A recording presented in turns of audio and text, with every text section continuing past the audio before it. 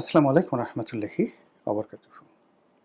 সম্মানিত দর্শক, দেশ কিভাবে চলছে এবং কিভাবে চলবে, দেশের কল্যাণ কিভাবে হবে, কিভাবে উন্নতি হবে, এই বিষয়গুলি নিয়ে সামগ্রিক আলাপ আলোচনা যতটা না হচ্ছে তার চেয়ে বেশি হচ্ছে কোন কোন মন্ত্রী কি কি করছেন, এ মন্ত্রী হলো কি করে, সে এতগুলো মন্ত্রণালয়ের দায়িত্ব পেল কি করে, এর পিছনে কি কোনো ডিল হয়েছে, টাকা পয়সার লেনদেন হয়েছে, কাউকে কি কিছু দিতে হয়েছে, ইত্যাদি ইত্যাদি নানা রকম নেতিবাচক কথা ঘুরে ফিরে সামাজিক মাধ্যম, টেলিফোনে একে অপরের সঙ্গে আলাপ আলোচনা, চায়ের আড্ডাতে বিএনপি থেকে শুরু করে যারা রাজনৈতিক সচেতন তারা সবাই খুব আলোচনা করছে যে এটা হলো কি করে। এভাবে বেশিরভাগ মন্ত্রীদেরকে নিয়ে নেতিবাচক কথাবার্তা হচ্ছে। দুই চারজন মন্ত্রী যে নেই যারা প্রশংসিত হচ্ছেন বা যাদের একটা একেবারে সাউন্ড রাজনৈতিক ব্যাকগ্রাউন্ড রয়েছে, যেমন যোগাযোগ প্রতিমন্ত্রী যিনি একসময় ছাত্রদলের সেক্রেটারি ছিলেন, ওই মান্ডা এলাকাতে যিনি থাকেন, এই ভদ্রলোককে নিয়ে খুব ইতিবাচক আলোচনা হচ্ছে। তিনি কেবলমাত্র তারেক রহমান সাহেবের গাড়ির সামনে দৌড় দিয়েছেন এই একটা বিষয় ছাড়া তাকে নিয়ে নেতিবাচক কথাবার্তা হচ্ছে না। আর একজন ভদ্রলোক আছেন, যেমন কৃষিমন্ত্রী যিনি আছেন, তিনি একজন সফল ব্যবসায়ী, কিন্তু তার বিনয়, ভদ্রতা বা স্বাভাবিক যে আচরণ এটা যে কোনো মানুষকেই মুগ্ধ করবে। আবার যে মন্ত্রী এই যে সাম্প্রতিক পদত্যাগ করলেন, পার্বত্য বিষয়ক যিনি প্রতিমন্ত্রী ছিলেন, তিনি একজন সাবেক যুগ্ম জেলা জজ, অত্যন্ত ভদ্রলোক, জনপ্রিয় মানুষ। এখন এই ভদ্রলোক মানুষ কেন সেই মন্ত্রিত্ব থেকে তাকে পদত্যাগ করতে হলো, কেন তিনি চলে গেলেন, এসব নিয়ে নানা রকম কথাবার্তা, নেতিবাচক কথাবার্তা কিন্তু চলছে। তো এই বিষয়গুলি নিয়ে আলোচনা করব, তার সঙ্গে সঙ্গে একই সঙ্গে আলোচনা করব যে বিএনপির ভিতরে বর্তমান মন্ত্রী পরিষদ নিয়ে, উপদেষ্টা পরিষদ নিয়ে নানা রকম অস্থিরতা আছে, অস্বস্তি রয়েছে, অশান্তি রয়েছে এবং অনেকে এই মন্ত্রী পরিষদ পছন্দ করছে না। তাদের বক্তব্য হলো যে বিএনপির অনেক অনেক ত্যাগী নেতা রয়েছেন যাদেরকে নির্বাচনে মনোনয়ন দেওয়া হয়নি। এর কারণ হিসেবে বলা হয়েছে যে তারা নির্বাচন এলাকায় জনপ্রিয় নন, কিন্তু জাতীয়ভাবে তারা অসাধারণভাবে পরিচিত, তাদের বাগ্মিতা প্রমাণিত, দলের জন্য ইফেক্টিভ, দে আর ন্যাশনাল লিডার্স। এরকম অন্তত পক্ষে 20 জন নেতৃবৃন্দ রয়েছেন যাদেরকে মনোনয়নও দেওয়া হয়নি, আর এই 100 দিন হয়ে গেল সরকারের কোনো পদ পদবিতে সম্মানজনক কোনো জায়গাতে তাদেরকে রাখা হয়নি। যেমন একটা সময় নজরুল ইসলাম খান, বর্ষিয়ার নেতা, তাকে মন্ত্রী বানানো হয়নি, কিন্তু তাকে রাষ্ট্রদূত করে পাঠানো হয়েছিল কুয়েতে। তো এরকম আসলে তো সরকারের যদি বলে যে আমি 100 জনকে প্রোভাইড করবো শুধুমাত্র পররাষ্ট্র মন্ত্রণালয়ে, রাষ্ট্রদূতদেরকে প্রতিমন্ত্রী পদমর্যাদা দিয়ে, উপমন্ত্রী মর্যাদা দিয়ে তাদেরকে পাঠালে বিএনপির অনেক সিনিয়র যারা নেতৃবৃন্দ তারা খুশি হবেন না, কিন্তু এই কাজটি এখনো পর্যন্ত বিএনপি শুরু করেনি। ফলে সামাজিক যোগাযোগ মাধ্যমে যারা এ সকল নেতাকর্মীদের যারা ভক্ত মুরিদান রয়েছেন, শুভানুধ্যায়ী রয়েছেন, তারা প্রতিদিনই এক একটা করে রিল ছাড়ছেন যে মন্ত্রিসভা পরিবর্তন হচ্ছে, এরা মন্ত্রী হচ্ছেন, এরা বাদ পড়ছেন, এই সমস্ত নানা রকম কথাবার্তা, যা কিনা সরকারের যে স্বাভাবিক কর্মকাণ্ড রয়েছে, যে ধারাবাহিকতা রয়েছে কর্মে, সেই জিনিসগুলো নষ্ট করে দিচ্ছে। তো সেই দিক থেকে আমার কাছে যেটা মনে হচ্ছে যে সরকারের কাজকর্ম যেভাবে স্থবির হয়ে পড়েছে, যেভাবে মন্ত্রী পরিষদ এবং উপদেষ্টা পরিষদ সহ প্রধানমন্ত্রী কার্যালয়ের যে একটা গ্রুপ যারা লন্ডন থেকে এসেছেন, তারা ক্রমশ দলের পরীক্ষিত নেতাকর্মীদের দ্বারা অসহযোগিতার শিকার হচ্ছেন, ট্রলের শিকার হচ্ছেন, বুলিংয়ের শিকার হচ্ছেন। তারপরে ক্ষেত্র বিশেষে মানে এই সমস্ত লোকরা যখন কোথাও যাচ্ছে, দলের সিনিয়র যারা নেতৃবৃন্দ রয়েছেন তারা মুখ ফিরিয়ে থাকেন, তাদের সঙ্গে কথাও বলেন না এবং পেছনে পেছনে আজে বাজে কথা বলেন, ও কোত্থেকে আসছে, কি আসছে। এর ফলে কি হলো, এই সরকারের মধ্যে একমাত্র প্রধানমন্ত্রী ছাড়া আর কারো নাম সামনে আসছে না। প্রতিটি মন্ত্রী, এমপি, সিনিয়র ধরেন কয়েকজন, মির্জা ফখরুল সাহেব আছেন, তারপরে আমির খসরু মাহমুদ চৌধুরী আছেন, এরকম হাতে গোনা কয়েকজন ছাড়া বাকি সবাইকে নিয়েই কিন্তু ট্রল হচ্ছে, বুলিং হচ্ছে, তাদেরকে নিয়ে গালাগালি করা হচ্ছে।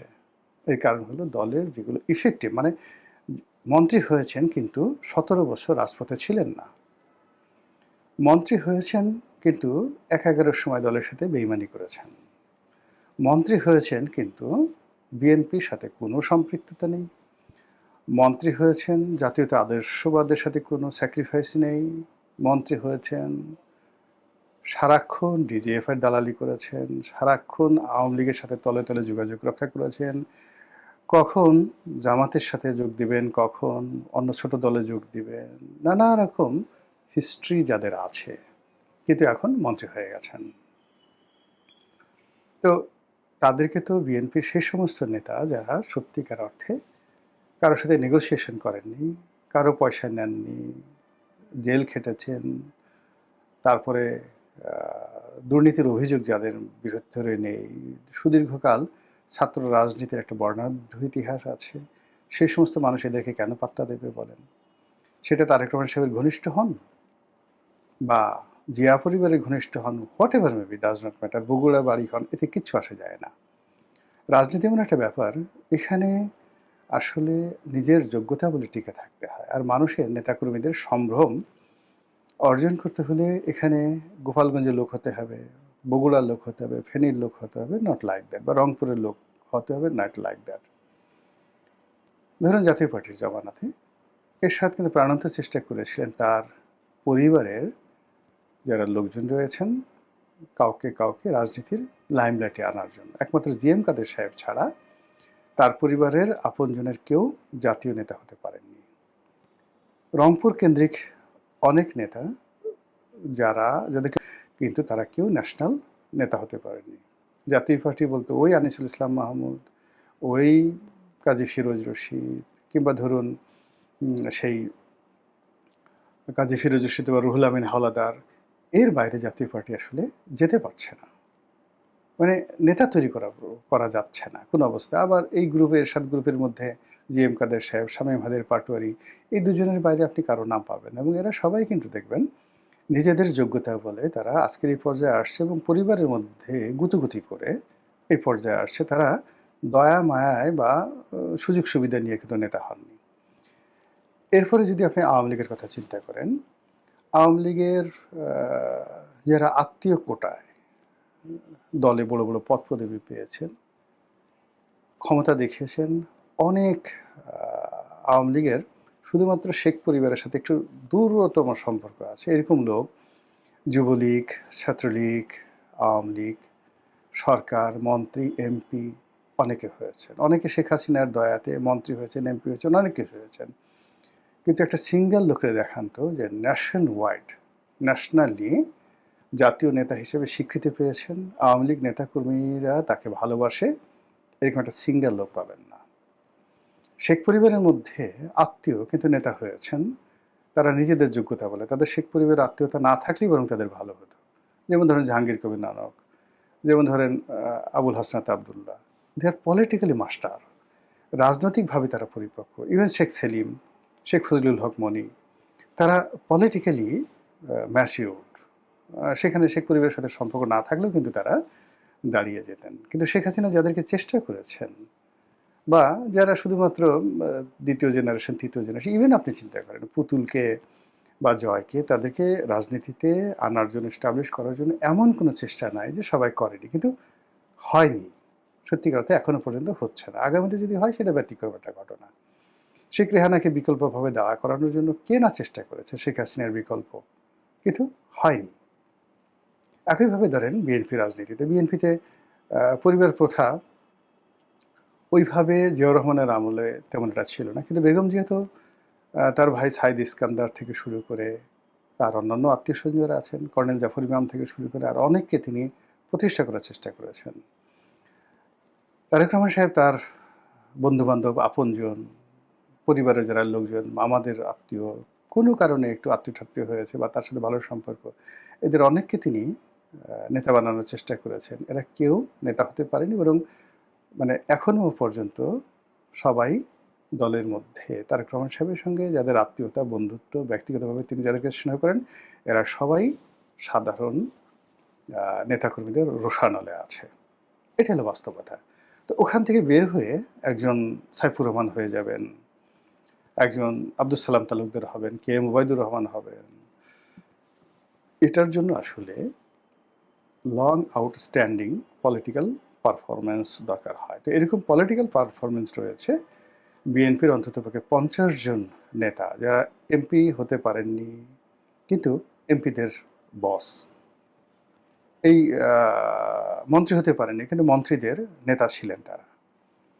তো সেই সকল মানুষকে নিয়ে দলের নেতাকর্মীরা প্রতিদিনই তারা বলছে যে আমার নেতা বা অমুক আজকে মন্ত্রী হবেন, কালকে মন্ত্রী হবেন, পরশুদিন তারা এমপি হয়নি, ওটা হবেন ওটা হবেন। এটা নিয়ে যে টানাপোড়েন চলছে, সেই টানাপোড়েনটা যদি দীর্ঘকাল চলতে থাকে, সরকার কিন্তু মুখ থুবড়ে পড়বে। এর কারণ হলো একটি রাজনৈতিক সরকারে কর্তৃত্ববাদী, যেমন ধরেন শেখ হাসিনা আব্দুর রাজ্জাক সাহেবকে একেবারেই পছন্দ করতেন না, তোবাইল আহমেদকে তো নাই, আমির হোসেন আমনকেও তিনি শেষ দিকে একসময় তার খুব প্রিয় ছিল কিন্তু তিনি পছন্দ করতেন না, কিন্তু দলে তাদেরকে পদ পদবি দেওয়া থেকে শুরু করে তাদেরকে মন্ত্রিত্ব দিতে বাধ্য হয়েছিলেন।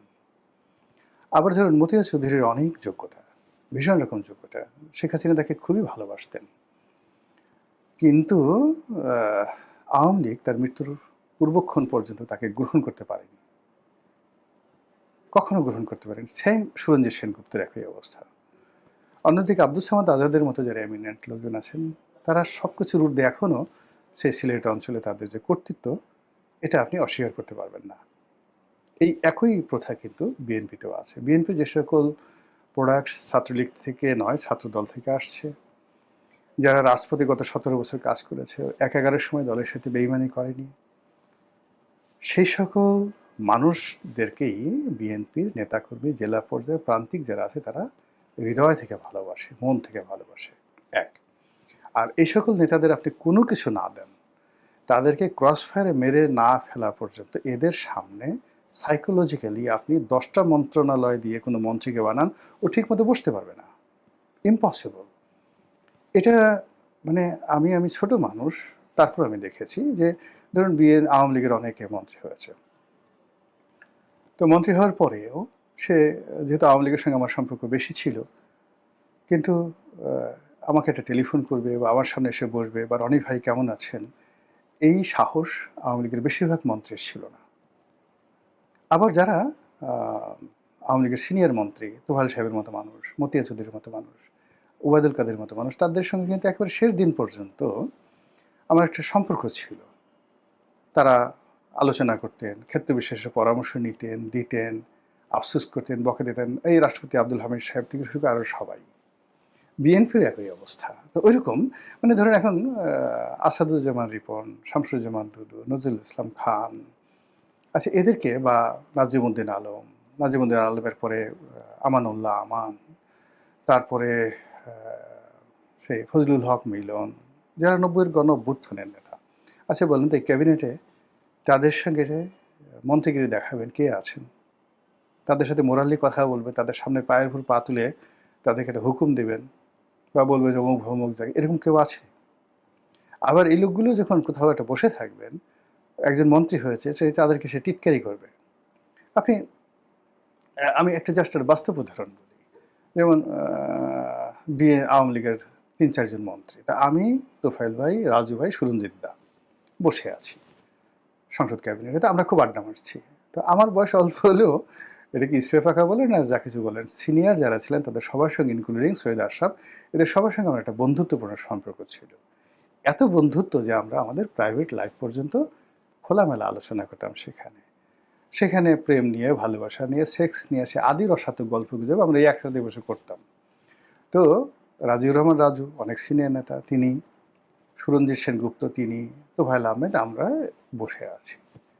সেখানে ধরেন পররাষ্ট্রমন্ত্রী বা মন্ত্রী, ফুলমন্ত্রী হাসান মাহমুদ সে যাচ্ছে, তো শুধু অপমান করার জন্য তোফায়েল ভাই তো মন্ত্রী না, এই হাসান মাহমুদ এদিকে আয়, একটা তুই তুই করে এদিকে আয়, কেমন আছিস, তোর ধান্দা বান্দা কেমন যাচ্ছে। তো উনি তো একটা মাথা নোয়ায় রাখছে। তারপরে আরো অনেক অসম্মানজনক কথাবার্তা। তো বললো যে যে তুই যে কার্গোর ব্যবসা করিস, বা যে তোর নাকি ফিশিং বোট আছে 2টা। তো তো বলছে না 2টা না 1টা। তারপরে রাজু ভাই বলতেছে তুই যে আমার কাছ থেকে যে লাইসেন্স নিলি ওইটা কি চালাইতেছিস না এখন বিক্রি করে দিয়েছিস, তুই তুকারি করে।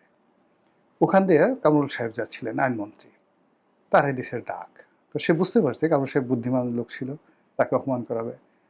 তো সে দিছে দৌড়, দৌড়ে অন্যকে চলে যায়, আসতেছে আসতেছে লিডার। এইভাবে দলের যারা সিনিয়র নেতৃবৃন্দ রয়েছেন তারা ক্যাবিনেটের বাইরে, পথে ঘাটে, মানে প্রধানমন্ত্রীর যারা আপনজন তাদেরকে উঠতে বসতে এভাবে অপমান করে। এটাই হলো রিয়েলিটি। তো সেই রিয়েলিটি যখন খুব বেশি পরিমাণে বেশি হয়ে যায়, তখন কোনো মন্ত্রী কাজ করতে পারে না। এখন আপনি বলেন তো, নুরু মন্ত্রী হয়েছে, ববি হাজ্জাজ মন্ত্রী হয়েছে, জুনায়েদ সাকি মন্ত্রী হয়েছে, রবিউল মন্ত্রী হয়েছে। এরা কি করে রুহুল কবির রিজভীর সামনে গিয়ে কথা বলবে, তার সামনে গিয়ে দাঁড়াবে? বলেন, হাউ ইট ইজ পসিবল? তো এই যে যারা সিনিয়র নেতৃবৃন্দ তাদেরকে তো আসলে প্রোভাইড করতে হবে সাম হাউ, এবং এটা না করা পর্যন্ত সরকারের কাজে কোনো গতি আসবে না। ইভেন আপনি বাইরে থেকে আরো অনেককে মন্ত্রী বানাতে পারেন, অনেকে উপদেষ্টা বানাতে পারেন, ডাজ নট ম্যাটার। কিন্তু দলের যে সমস্ত লোকজন ভীষণ রকম ডেডিকেটেড, যেটা সেই 2012 সন থেকে এখন পর্যন্ত দলকে যারা টিকিয়ে রেখেছেন, ধরে রেখেছেন, দলের ফাউন্ডেশন, সেই মানুষগুলো ঘুরে বেড়াচ্ছে। আর দেখা যাচ্ছে যে আপনার পছন্দ বা যে কোনো যোগ্যতায় আপনি কাউকে মন্ত্রী বানিয়েছেন, এমপি বানিয়েছেন, তাদেরকে দিয়ে আপনি অনেক কিছু রাজনীতির রেস